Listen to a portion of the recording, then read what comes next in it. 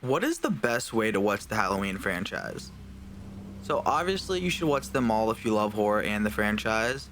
And I'm not talking about chronological order either, but with this video I want to examine which combinations of films actually makes the best and most complete story for the franchise. There are so many different timelines and even more possible combinations between them all, so let's get into it. OG timeline. First way, the original intent. The OG timeline has the most possible ways to link to other films and create different possibilities. So let's start with the very easiest. You watch Halloween, and when the credits roll, the story is done. This is how the original creators always intended it to be, and if this was the reality we got, the franchise and Michael Myers would still be legendary. The biggest pro of this one is the quality never dips. You get the original vision, and if you're the kind of person who likes open endings and the fear that Michael Myers could be around any corner, it is a perfect ending for you. The biggest con obviously is you're missing out on a lot of good and fun stuff. Second way, the night he came home. This way includes watching Halloween and Halloween 2 back to back, the continuation and extended and complete story of Halloween Night in 1978. Two films that in my opinion fit perfectly together and clears up the open ending of the first film. The biggest pro this way is you get a horror sequel that goes along with the original as well as almost any in history. Cons. There's some backstory stuff that I don't think anyone truly loves the Halloween franchise for in this, and Halloween 2 is very much a product of commercialism less than the original vision of the first. Third way, anthology. This way is the original and Halloween 3 Season of the Witch, watching it as the anthology series that at one point John Carpenter envisioned it being. And I love Halloween 3. It's just so much fun and it stands alone as a cult classic even if it didn't have its part in the franchise. Sometimes I wish we would have got this idea done again and made it a Halloween tradition. And even though it's not one in the traditional sense, we haven't had a great anthology film in a long time. Pros. It's two great standalone movies. Cons. It doesn't really come close to giving you a complete story the way other options do. Fourth way, no Thorn. This one includes Halloween, Halloween 2, and Halloween 4 with the stop there, before things get off the rails with Halloween 5 and 6. Though sometimes horror franchises are great when they do go off the rails, and accepting the bad stuff is usually part of loving a horror franchise, but the Thorn storyline has major issues that I'll go into in the next entry. Pros. In my opinion, these are the best three films. This is one I have really hard time coming up with any cons for, but I will say the biggest one is that Laurie Strode is not in the film and just kind of disappears off screen. Fifth way, Thorn. So this is just my opinion on it, but I think the main issue with the Thorn trilogy is that there was no real plan. Like, imagine you have a multi-million-dollar franchise and a horror icon, and then you let someone put in a random tattoo on him, and then a mysterious new character with absolutely zero idea where it's going or what it's supposed to mean yet, and then just kind of hoping that it'll all come together and not end up being bad. I mean, there's enough good stuff in the Thorn trilogy that I understand why it has its fans and it is very beloved, but for this video and trying to pick the best complete story, it definitely has issues. The biggest pro is that this one includes Jamie Lloyd, who outside of the big three is probably the most beloved character in the franchise. I'd say its biggest con is the Thorn storyline itself. Like, I don't know about you guys, but I've never met anyone in my life or at any horror convention who said, "My favorite part about the Halloween movies is that weird Celtic curse thing." The fifth way, legacy. This one brings H2O to the mix and gives you two of the most well-regarded Halloween movies of all time. H2O at its time was looked at as a return to form for the franchise, and like a perfect goodbye. I personally never really bought into the hype, but I didn't live through what so many people considered to be the decline of the franchise.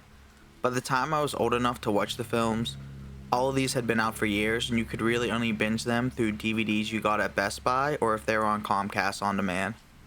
For those who left the franchise during the Thorn years, seeing this movie probably did feel like, oh my god, we're so back. Pros. It definitely course corrects a lot of things, and it also gives us one of the best finales in Halloween. This is another one where I can't come up with too many cons, Like, if you like H2O, then it does work as kind of a perfect complete story on the franchise. But if I had to pick one, obviously it's that mask. Sixth way, the 2000s. This one brings in what many would consider to be the lowest point of the franchise, Halloween Resurrection. After H2O's goodbye to the franchise made so much money, they couldn't just let it go. This movie features what I would consider to be the worst and the dumbest retcon in the history of film. I feel like if you love Halloween Resurrection, you just have huge 2000s nostalgia, or you just love the infamous Busta Rhymes meme. Pros. You get that super cool opening of Laurie in an asylum and Resurrection. Con. Busta Rhymes doing karate defeats Michael Myers, which I guess, depending on how you feel about it, could be a positive. Seventh way, the zombie way. Finally a possibility not including the first film. Though I guess you could do a double feature way with the first two and the two Rob Zombie films. I'll be honest, I'm not a big fan of these, but for the sake of the video and coming to what I think is the best conclusion at the end, I'm gonna try to examine it as a legitimate fan, to be fair. And just to be clear, if I go on like a little rant about a Halloween movie, like, I love the franchise, I'm glad that we got so many different creative takes on it, and I want more in the future. Some things just didn't work for me, but even the worst of the worst in the Halloween franchise, I still can find a way to love and appreciate. If people were interested, maybe I'll do a whole review, but there's a YouTuber called Horror's Dead who has an amazing retrospective about the Rob Zombie Halloween films that I agree with most of it. I feel like these did a lot to change things for the minds of horror fans in the period, making Michael bigger and more imposing, making everything more violent. Also, with the franchise and character successful as Michael, eventually the natural path is to show more of his backstory and try to explore why they're evil. The movie certainly attempts to do that, and if you like the style and reasoning they give you, then you'll like the film. Pros. Way more backstory in Kid Michael if that's what you're a fan of, and Danielle Harris is back. Cons. Holy shit, does Rob Zombie's Halloween 2 go off the rails and brings back every bit of bullshit that people hated from the Thorn trilogy, and goes even further and worse with it. Eighth way, the reboot. After Rob Zombie's Halloween 2, or H2, basically put the franchise on hiatus for a while, it was inevitable that it'd come back. The strategy this time was have legitimate fans with some serious status come in.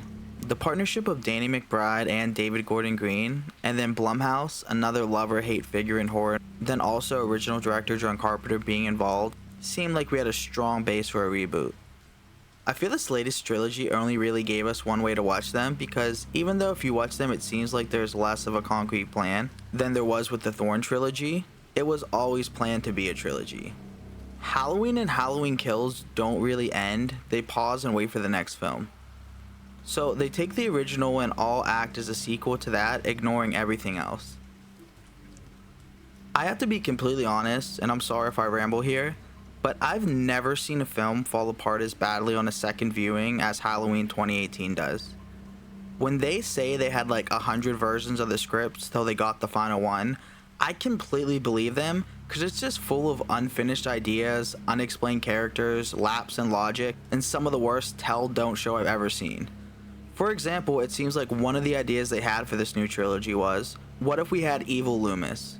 Which is a cool idea if they still had Loomis, and it wasn't executed by Laurie randomly walking up to the new character and saying, "You're the new Loomis," right before that character turns evil.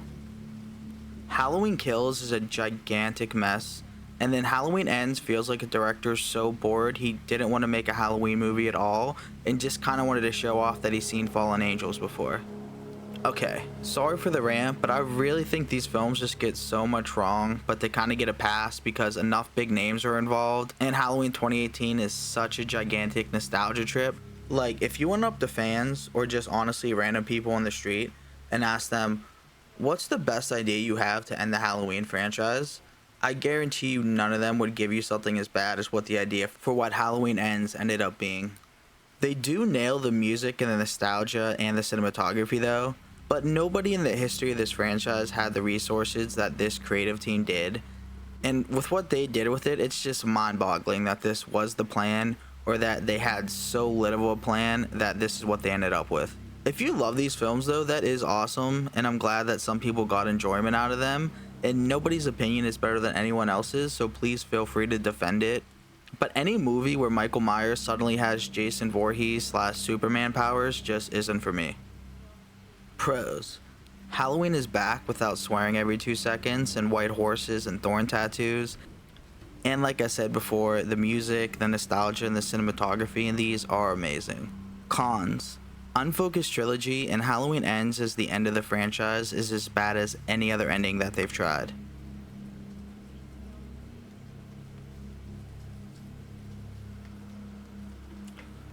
Alright, so now let's conclude.